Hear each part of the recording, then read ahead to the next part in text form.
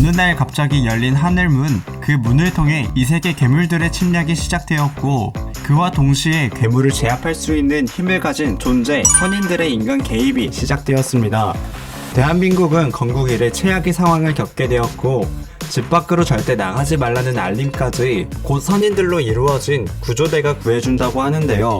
그렇게 평범했던 사람도 선인의 자질을 갖게 되면서 괴물에게 뒤처지지 않는 수명과 강한 힘을 휘두르는 것이 가능한 세상이 되었습니다. 강한 힘의 원천이자 선인의 자질인 선골, 신선의 골격이라 불리며 세 가지로 나뉘죠. 첫 번째로는 천지 만물을 만들어내는 법칙을 다루는 천골, 두 번째는 지상의 만물을 형성하는 나무, 불, 흙, 쇠, 물의 기운을 다루는 지골, 세 번째는 태양, 태음, 소양, 소음을 통해 인간의 육신을 다루는 인골, 그리고 천골, 지골도 아니고 하다못해 인골도 아닌 예측 불허인 또 하나의 존재, 혼돈 그 자체이며 종잡을 수 없는 괴이한 능력을 가진 괴골, 선골이라는 새로운 힘을 갖게 된 인간들과 그 위에 올라 악행을 저지르는 인간들을 지배하려는 선인들의 세상에서 예측 불허의 괴골을 타고난 선인이 등장하게 됩니다.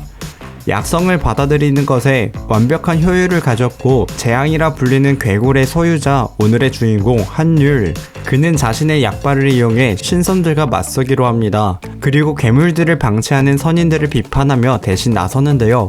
금방 SNS에 퍼지며 한율은 유명세를 타기 시작합니다. 여기 쿠팡에서 알바하고 있는 오늘의 주인공 한율, 남들과는 다른 체력으로 일을 하는데 한율이는 남들보다 약이 잘 받는 체질이었습니다. 이 사실을 알게 된 건 군 시절 동기가 나눠준 영양제를 먹고 나서였습니다. 고된 작업이 있어도 하루에 비타민 2알을 먹는 것으로 피로가 말끔히 사라지고 오메가3는 엄청난 집중력과 맑은 정신을 선사했죠. 그리고 여기에 신선이 되겠다는 황당한 말을 남긴 주인공의 아버지, 그 길로 직장을 그만두고 시골에 있는 친가에 내려가 각종 약재와 탕기들을 사들여 만든 한약재 혼합물을 드셨고 탈이나 병원에 실려가는 일이 한두 번이 아니었습니다. 그러던 어느 날 단약으로는 되지 않을 것 같으니 자연으로 가서 직접 기운을 쌓고 오겠다는 아버지의 편지만 남기고 사라졌죠. 그게 벌써 20년 전의 일, 한유리가 2살 때의 일이었습니다. 그리고 여기 주인공 한유리는 편의점에서 커피를 사며 나오는데 하늘에서 기이한 현상이 일어나고 있었고 지진이 발생했습니다. 그리고 눈앞에 나타난 괴물까지. 하지만 바로 그때 커피로 인해 갖가지 감각이 극대화되더니 괴물의 공격이 느리게 보이기 시작합니다. 이 상태라면 이것에서 도망갈 수 있을 것 같았지만 주변에는 이미 사람들이 괴물에게 공격받고 있었는데요. 그렇게 커피빨만 믿고 이 괴물들을 상대하게 됩니다. 그리고 나타난 덩치 큰 몬스터. 하지만 마침 그때 약발이 떨어졌고 괴물의 일격에 편의점을 향해 날아가 버리는 주인공. 그러더니 주인공은 편의점에 있던 담배를 피우기 시작하더니 약성 니코틴으로 영약을 복용하는데요. 그렇게 다시 이 괴물을 상대하였지만 많은 수의 괴물들을 상대하기엔 어려움이 있었습니다. 그리고 바로 그때 하늘에서 누군가가 날아오더니 부적으로 이들을 처리하기 시작하는데요. 그리고 주인공의 실력에 감탄하며 한유리의 정체를 묻게 되죠. 그러더니 한유리의 손을 잡더니 자질을 확인하는데 천골도 아니고 지골도 아니고 하다못해 인골도 아니었습니다. 그야말로 재앙이었고 재앙이 될 소재는 남겨둘 수 없었던 신선. 심성은 착한 한유리의 모습에 단전을 봉인하는 독약을 강제로 먹이고 떠나는 신선이었습니다. 그렇게 한유리는 각종 비타민 음료를 섭취해 건강을 되찾을 수 있었고 특수재난관리본부에서 발신된 이 문자, 연결된 앱을 다운로드했더니 의문의 환자들과 함께 한유리의 자질을 분석하는 시스템 문구가 뜨는데요. 그리고 이전에 신선이 강제로 먹인 독약 때문에 굉장히 고통스러워하는 한유리였습니다. 사실 이 신선이 먹인 약은 공청석유라 부르며 극히 드문 확률로 속에 물이 들어있는 경우가 있는데 대지의 기운을 응축하여 머금고 있어 최고의 영약 중 하나로 손꼽혔습니다. 그리고 한유리는 숙취 해소 음료로 환의 독이 해독되면서 공청석유의 성분만이 남아 약발 잘 받는 한율의 몸에서 엄청난 반응이 일어나기 시작하는데요. 그리고 주인공의 성골 유형은 지골로 판정되었습니다. 특히 나무의 기운이 활발했죠. 이 신선의 정체는 만년 전 세상은 지금보다 훨씬 스페타클한 곳이었습니다. 괴물이라 불려 마땅할 것들이 대지 위를 걸어다니고 있었고 간혹 저 우주 저편 혹은 다차원의 겹을 넘어 이계의 존재가 건너오기도 했죠. 그때의 인간들은 착취당하고 유린당했습니다. 혼란 속 일부 인간 인간들에게 성굴이라는 특출난 재능이 생기면서 괴물에게 뒤처지지 않는 수명과 강한 힘을 휘두르는 것이 가능하게 되었던 것입니다. 이들이 훗날 신선이라 불리는 사람이었습니다. 그들은 목숨을 제물로 하늘 문을 닫았고 지구 위에 인류만이 번영하도록 했던 것이었습니다. 그리고 선인들은 세상의 뒤편에서 신화나 전설로 남아 닫힌 하늘문을 관리하며 흘러가는 인류의 문명을 지켜보고 있었습니다. 하지만 이 모든 게 몇 시간 전에 붕괴되었죠. 그리고 TV를 틀자 대통령의 연설이 시작되었고 시민들의 안전을 확보하기 위해 전국의 각 지역마다 지정된 선인들이 활동하며 시민들을 보호하고 상황을 통제할 능력을 부여할 거라고 하는데요. 마침 지골의 유형을 받게 된 한유리는 초인으로서의 한 걸음을 내딛게 됩니다. 눈앞의 시스템을 보면서 세계의 단전의 열기를 느끼면서 수련을 하고 있었는데 눈을 떠보니 한유리의 집은 온갖 풀로 가득했습니다. 알고 보니 이 자세로 100일이나 지나있던 것이었죠. 다친 곳도 말끔하고 근육이 붙어있는 느낌을 받고 있던 한율이 시스템이 알려주는 고유 능력을 사용해보는데 마침 집 안까지 찾아온 괴물, 가까스로 이 괴물을 처리했는데 이 괴물의 에너지와 기를 흡수하는 주인공, 그러더니 엄청난 기력이 샘솟는 것 같다고 하는데요. 그렇게 갖가지 능력을 테스트하기 위해 옥상으로 올라가는 도중에 괴물들을 상대하였고 그곳에서 빛버둥이라는 부적을 사용하자 한유리를 구해주러 온 신선, 그렇게 한유리는 이 신선의 도움으로 금지 구역에서 탈출하게 되었고 이곳에서 나오자 부모님을 포함해 많은 지인들에게 문자가 와있던 상태였습니다. 근처 경찰서에서 의문의 남자에게 조사를 받게 되었고 사실 이 남자는 방금 전 선신의 제자였습니다. 이 남자의 시스템에서는 상선이라는 등급으로 표기가 되어 있었는데요. 선인의 등급은 총 9가지가 존재했습니다. 상선부터 고선, 신선을 지나 명선, 그리고 최고의 선인인 지선까지 각성한 사람들 대부분을 선인이 아닌 수행자라고 불렸는데요. 그리고 이 남자는 자질을 인정받아 이 선신의 문화에 상선의 자격을 얻게 된 것이었죠. 후배에게 정신 교육을 시켜주려던 찰나 자세히 보니 주인공 한유리의 등급은 바로 고선, 상선보다 1단계 높은 등급이었습니다. 그렇게 생활하던 방을 한율에게 빼앗겼고 스승님을 찾아가 일러 바치는데요. 주인공 한율이가 지닌 목의 성질은 보기 드문 성질이라고 합니다.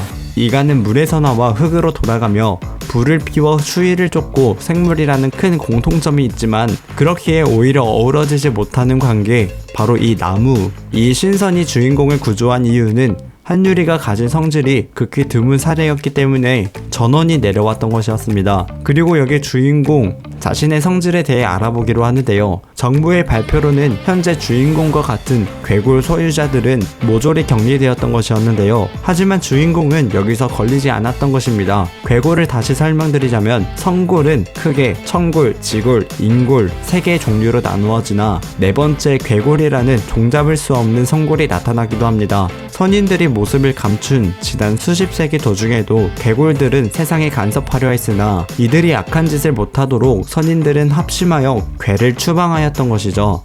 그렇게 괴의 성골을 지닌 존재는 전설과 설화 속에 남아있게 됩니다. 홍길동과 전우치가 그의 예시였습니다. 유명한 연쇄살인마도 아니고 홍길동과 전우치 같은 부류여서 배척당해야 한다는 신성과 정부의 발표였던 것이었습니다. 한유리가 성골 검사에서 피할 수 있었던 것은 이전에 의문의 신선이 한유리에게 먹인 공청석유 때문에 지골이라는 판정으로 격리를 피할 수 있었던 것이었는데요. 그리고 한유리는 좋은 약재를 구하기 위해 인터넷에 검색을 합니다. 마침 한유리가 괴물과 싸워 얻었던 약재를 찾게 되는데 하지만 주인공이 가지고 있던 약초와는 달리 사진 속에는 모두 싹튼 모습은 찾아볼 수 없었는데요. 사실 이는 연옥초라 불리며 씨앗을 생으로 먹으면 탈이 나지만 지금 막 새싹이 돋은 씨앗은 음의 기운을 누리는 영양이 돈다고 합니다. 하지만 발화 조건이 매우 까다롭고 오래 걸려 싹이 돋은 씨앗을 얻기는 매우 어렵다고 전해져 있었습니다. 하지만 주인공이 가지고 있는 건 싹이 나 있었고 싹이 돋지 않는 것으로 시스템이 알려준 방법으로 호흡을 했는데 주인공의 능력으로 스스로 싹을 틔우는 씨앗이었고 이를 더 알아보기 위해 냉장고에 있던 복숭아를 가지고 산속에 오릅니다. 씨앗을 심고 호흡을 했더니 나무가 자라기 시작했죠. 이로 인해 호흡을 통해 주위 만물과 기운을 주고받는 것을 깨닫게 됩니다. 그리고 마침 폭우가 내렸고 땅에서 웬 지렁이가 가득했습니다. 그 옆에는 엄청난 크기의 괴물이 있었는데 위험한 상황에 처한 여자가 나타나자 담배를 피우더니 니코틴을 충전하는 주인공, 그리고 그리고 엄청난 힘을 선보이는데요. 사실 지금 내리는 비로 인해 주인공이 강해질 수 있었던 것이었습니다. 물은 나무를 자라게 했기 때문이었죠. 그렇게 가지고 있던 나무 뿌리를 이용해 검을 만들어내었고 새로운 기술을 선보이며 결국 이 괴물을 처리하는 데 성공합니다. 하지만 바로 그때 불을 다루는 이 신선이 나타나며 유아 부인이라는 사람이 아끼는 가조를 죽였다며 주인공에게 공격을 가하는데요. 그렇게 한유리는 감금당하게 됩니다. 하지만 이 모든 상황이 녹화되고 있었고 SNS로 빠르게 퍼져 신선에 대해 많은 사람들이 불만을 표하기 시작하는데요. 그리고 여기 유아 부인, 방금 주인공이 쓰러뜨린 괴물의 주인이었습니다. 주인공을 죽이라고 명령했지만 신선의 위세를 떨칠 수 없었기에 한유리를 다시 살려주기로 합니다. 그리고 주인공이 이 괴물을 처치하면서 발견한 나무 토막, 근데 이 나무 토막에서 신비로운 힘을 발견하게 되고 이곳에서 싹을 틔어 가져오게 됩니다. 사실 이것은 선인들에게조차 환상 속의 보물이라고 불리는 과실, 천년에 한 번씩 꽃을 피우고 열매는 최소 3000년이 걸려 맺히며 오직 서왕모라는 과수원에서만 자란다는 이 신비의 반도 나무였습니다. 그렇게 1년 뒤 요괴 한 마리가 한강으로 숨어들게 됩니다. 요괴들의 세상에서 인간 세상이 강으로 넘어오니 신을 자처할 정도의 힘을 부리게 되었고 한강 패왕이라고 불리우게 됩니다. 그리고 여기 한반도 팔성당 중 증성학의 심소민, 한강 패왕 관련된 문제에 대해 회의를 하고 있었는데요. 며칠 전 현성까지 접어든 실력자 4명이 한강 패왕을 잡으러 갔다가 봉변을 당했기 때문입니다. 한강왕이 까다로운 건 흙과 물을 술법으로 모두 사용하고 있었기 때문이었고 한강왕처럼 2가지 성질을 통달한 경우는 극소수였고 그것을 깰 수 있는 방법은 아득한 경지를 가진 신선이 힘으로 찍어 누르거나 흙과 물의 상위에 있는 나무 속성을 가진 자였습니다. 그렇게 바람을 쐬러 밖에 나오게 되는데 신소민은 1년 전 주인공이 이 괴물과 전투 중에 흘렸던 검을 주워 소지하고 있었습니다. 이 주인이야말로 한강 패왕을 처리할 수 있는 유일한 열쇠라고 생각했는데요. 그리고 마침 그곳에서 주인공 한유리를 마주칩니다. 한유리를 따라가자 오히려 뒤를 밟히게 되었고 한유리 특성을 측정해보는데 신소민보다 낮은 고선이라는 점에 놀라게 됩니다. 그렇게 검을 돌려받았고 한강왕을 처리하기로 합니다. 그렇게 한강왕을 불러내는데 성공했고 쉽게 한강패왕을 토벌하는데 성공하게 되죠. 한강패왕의 몸에서 여의주를 얻어냅니다. 그리고 바로 그때 늑차천왕이 나타나죠. 사실 이 한강왕은 제자들이 한강왕을 처리해 시민들의 곽광을 받기 위함이었는데요. 주인공은 이 신선에게 칼을 내밉니다. 그러자 이 신선은 극대노를 하며 주인공을 공격하는데 그리고 나타난 풍백신선, 사실 유아신선의 요청이 있었다고 하는데요. 그렇게 풍백은 유아신선이 있는 곳으로 한유리를 데려갑니다. 사실 한유리가 가지고 있는 약초로 유아신선에게 관심을 끈 것이었고 모든 것이 계획대로 흘러가고 있었습니다. 그러더니 한유리에게 연옥초의 씨앗을 보여주며 암시장을 단속하다가 이 씨앗을 발견했다고 하는데요. 범인은 바로 당연히 주인공이었고 유아신선에게 무릎을 꿇는 주인공, 그러더니 자신의 정원에서 일해보지 않겠냐고 제안하는 신선. 주인공은 수행이 너무 모자르다고 하는데요. 그리고 이 신선은 한유리가 이곳에서 성장할 수 있도록 해주겠다고 합니다. 깨달음에 도움이 될 수 있는 한 여자를 같이 붙여주게 되죠. 사실 이 모든 건 주인공이 계획한 일이었습니다. 그리고 주인공은 어느 순간부터 선인들이 가지고 있는 공략을 볼 수 있게 되었는데 유아 신선은 400 후반, 그리고 옆에 여자 자청비는 300 정도였습니다. 그리고 이전에 만났던 신선들은 600, 그리고 풍백은 400 후반이었죠. 반면 주인공은 고작 45 정도였습니다. 더 분발하겠다는 주인공이 향한 곳은 바로 산속이었고 아무것도 없는 산에 주인공이 말을 하자 나무가 나타납니다. 이 나무에게 한강왕의 여의주를 주는 주인공, 이는 복숭아 나무였고 한유리가 직접 심은 나무였는데요. 한강왕을 처리하고 공백의 1년 동안 한유리는 이곳에 앉아 호흡하는 것만으로도 공력을 증진시켜 주었기에 이곳에서 수행을 해왔던 것이었습니다. 그렇게 꽃이 피고 열매를 맺은 것이 일주일 전, 아직 크기는 작았지만 이 상태로 먹으려고 하는 주인공 앞에 관악산의 산신령이 등장합니다. 이 복숭아 열매를 탐내고 있었는데요. 이때 한유리를 노리고 있는 이들로부터 지켜주겠다고 하며 복숭아를 남기라고 하지만 바로 먹어버리는 주인공, 그리고 호흡을 해보지만 몸 안에 들어온 복숭아의 열기가 말을 안 듣고 몸속을 휘젓고 다니고 있었죠. 제대로 된 통제가 안 되고 있었습니다. 잔소리나 하는 산신령에게 연목초를 주게 되는데 위험에 처한 주인공을 위해 굴을 파주겠다고 하는데요. 그리고 주인공을 노리고 있는 이들이 가까워지자 한유리가 이들을 처리하기로 합니다. 가장 먼저 만난 거는 늑차천왕의 제자였고 주인공을 강제로 데려오기 위해 요호번이라는 무기까지 줬다고 하는데요.